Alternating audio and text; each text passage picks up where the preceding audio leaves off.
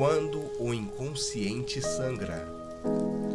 O trauma muitas vezes é isso, uma parte da alma que ficou presa num tempo anterior, buscando retornar. Mas o ego, para sobreviver, aprendeu a não olhar. O que a mente nega, o corpo vive. O que a consciência reprime, o inconsciente simboliza. E às vezes, o próprio corpo se torna o altar onde a alma ferida tenta se expressar. Hoje, nesta segunda parte, vamos nos aprofundar nesse mistério. Como o corpo participa do processo simbólico da cura e como o trauma, quando acolhido, pode se tornar um verdadeiro portal de reconexão com o self. O corpo como imaginário vivo do inconsciente. Muitos de nós fomos educados a ver o corpo apenas como um instrumento, uma máquina obediente que serve à mente. Mas a psicologia simbólica nos ensina o oposto. O corpo é um templo arquetípico. É um livro vivo onde o inconsciente escreve sua história.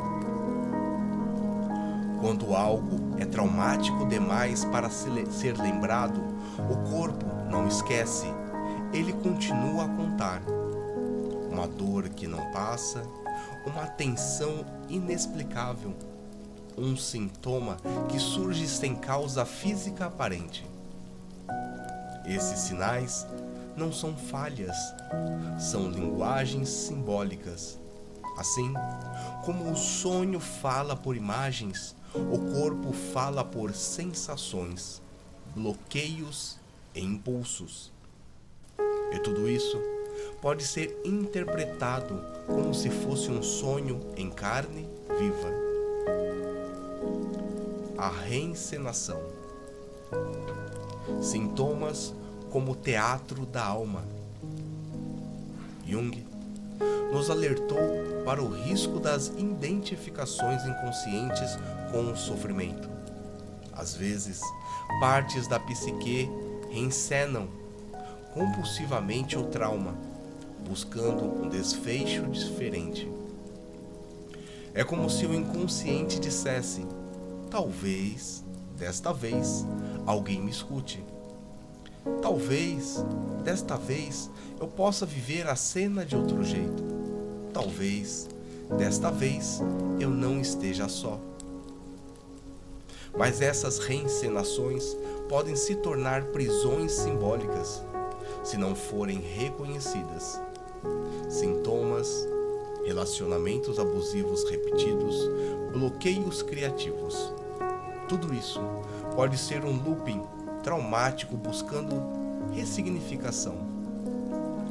O caminho da cura exige que a gente reconheça a cena, que veja o teatro inconsciente em ação e que escolha, como coragem, não mais atuar no mesmo papel, mas escrever um novo roteiro.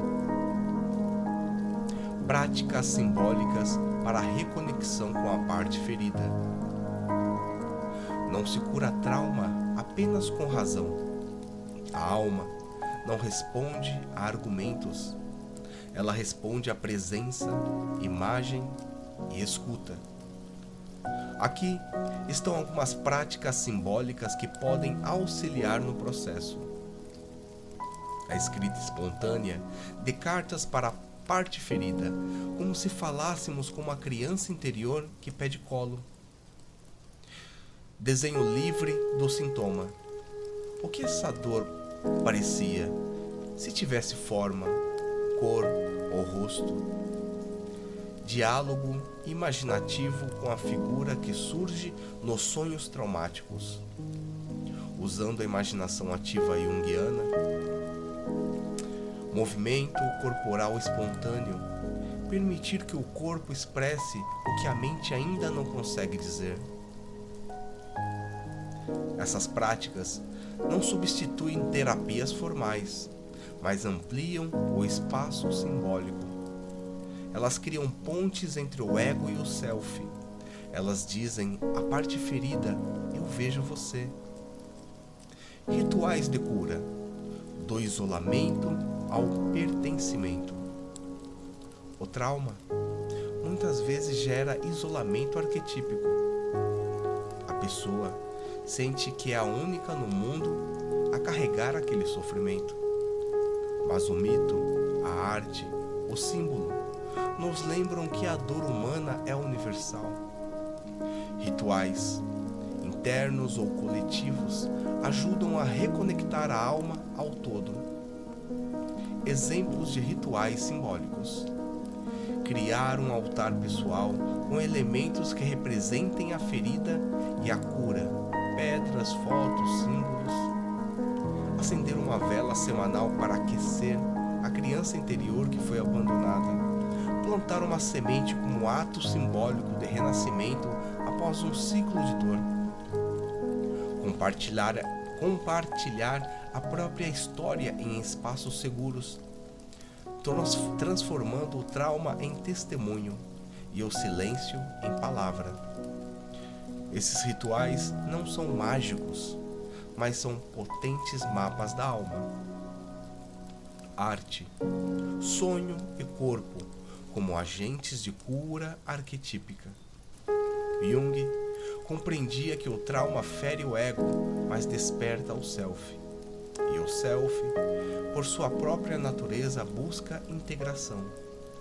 Ele fala com a gente por imagens, por sonhos, por impulsos criativos. Por isso, muitas vezes, o trauma desperta a arte.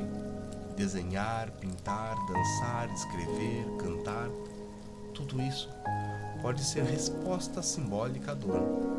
Um trauma que nos calou, às vezes isso nos devolve a voz pela poesia. Uma dor que nos imobilizou nos convida a dançar.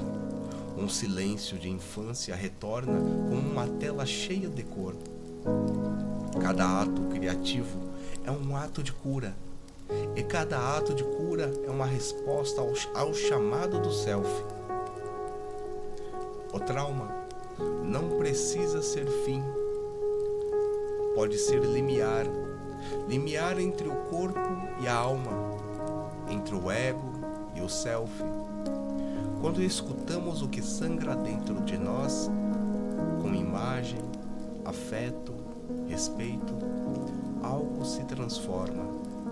Não apagamos o passado, mas integramos o que ele deixou. E neste gesto, algo em nós volta a viver.